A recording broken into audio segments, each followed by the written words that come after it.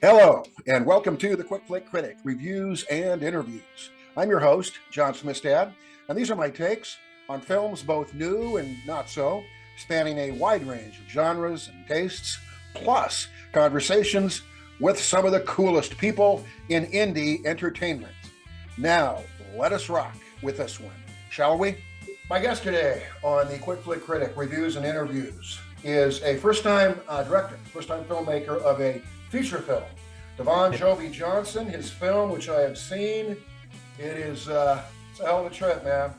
What happened at 625 River Road?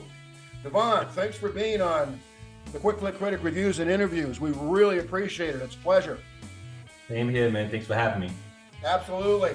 So let's get straight into the film. But first of all, I want to talk about your experience as a first-time director, first-time filmmaker. This is your baby. What words do you summon to describe the experience? And was it everything you thought it would be, or was like, oh yeah, I got some curves in there too? It was life-changing, from a career perspective and a real life perspective, right? Personal life. It was a lot harder than I thought it would be. A lot harder. I come from doing music videos and doing commercials, so I had a good understanding how filming works. Editing, I get it. Doing a movie is 10 times harder, right? It's 10 times harder. I give credit to any director that completes a film and put it out. It's so hard to do, So it was definitely a life-changing experience, from understanding like you gotta be patient, you gotta see things through. It was moments where I wanted to give up. But my partner, Attila, he was like, nah, we gotta see it through, we gotta push through, and I'm so happy that I did. Good on you, man, because it's a hell of a task, and you're the guy. You're the dude in charge, and everybody looks to you, and that is tough, particularly the first time. You talked. I saw the film on YouTube, and you did an intro to your movie. You talk about everybody wearing, and I hear this. I interview independent filmmakers, DEVON, and I love doing it. It's a passion. You talk about everybody wearing a lot of different hats. Can you explain to our viewers what that means in terms of literally what everybody on the team has to do to get the film off the ground and to get it made and completed? Absolutely. I can start with myself. I was a director. I was an editor. I scored majority of the film. Wow. For the film, I'm the investor. I'm head of marketing for the film. And I also design, the merch. So that's just one example of me wearing multiple hats, right? Yeah. And one of the most funniest stories about this film, one of my guys, his name is Trigger. Yeah. Usually he just film, do behind the scenes, take pictures. Yeah. When we did the shoot, our sound guy couldn't make it, right? He couldn't make it, gave us this crazy excuse, so we couldn't make it. So Trigger had to do sound for the first time in his life. He don't know how to operate sound, nothing. He don't know anything about sound. Oh, sound guy, right? Yeah. So he did the sound. He also did the behind the scenes, and I'm so honored for him to be a part of the team, because he was a team player. You gotta be a team player when you do a film, and that's from the indie level to the biggest. You gotta be a team player. You got to wear many hats.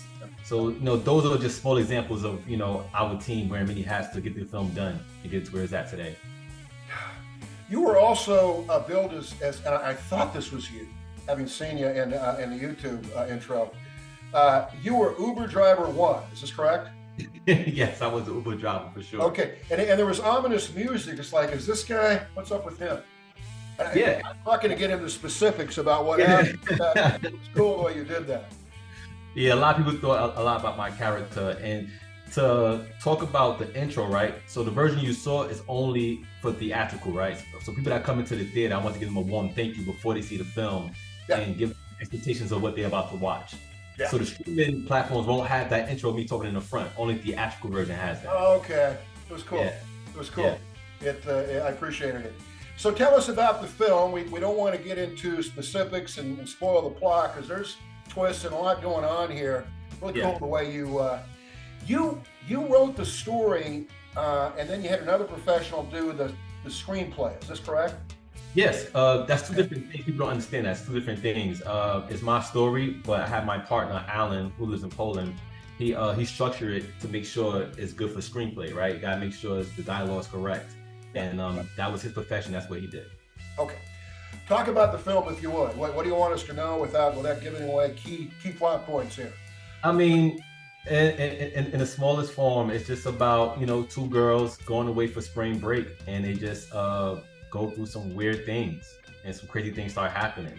Boy, no doubt, man. Yeah. Beautiful girls. Two beautiful girls. Be clear, two beautiful girls. They are easy on the eyes, Devon.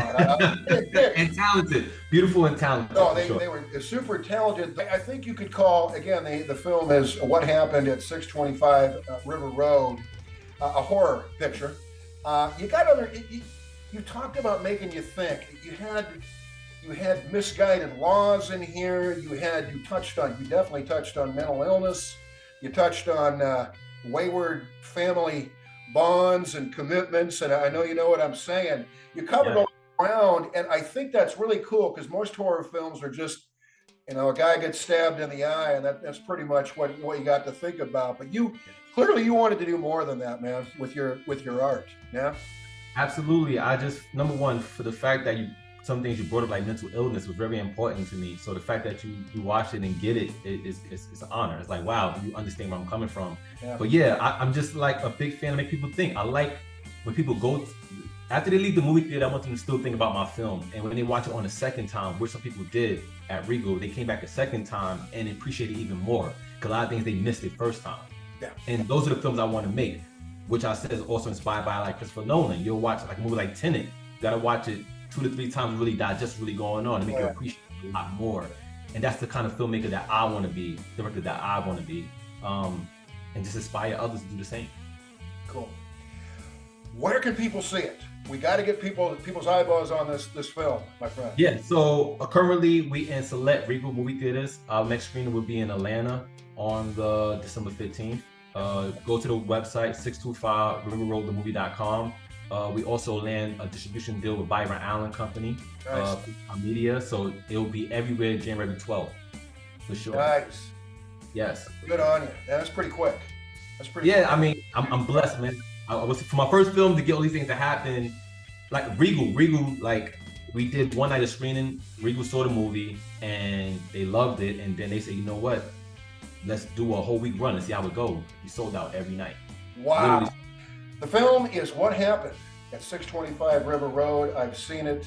It will engage you. It'll freak you out, and it's very entertaining. And my guest has been the filmmaker and the creator of the story. This is his first feature film, DEVON JOVI JOHNSON. DEVON, thanks so much, man, for being on the Quick Flick Critic Reviews and Interviews. This has been a blast. Thank you, sir. Nah, same here, man. Thank you for having me. Hope to see you again on my next feature film, for sure. It'll happen.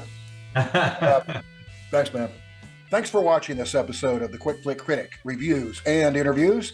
Now I ask that you please subscribe and be notified of my continuous new episode announcements. As always, you can read all of my flick reviews on my long-running blog, The Quick Flick Critic, at this URL you now see displayed on your screen right down here. So until next time, make it a great day and make it count. Goodbye, everybody.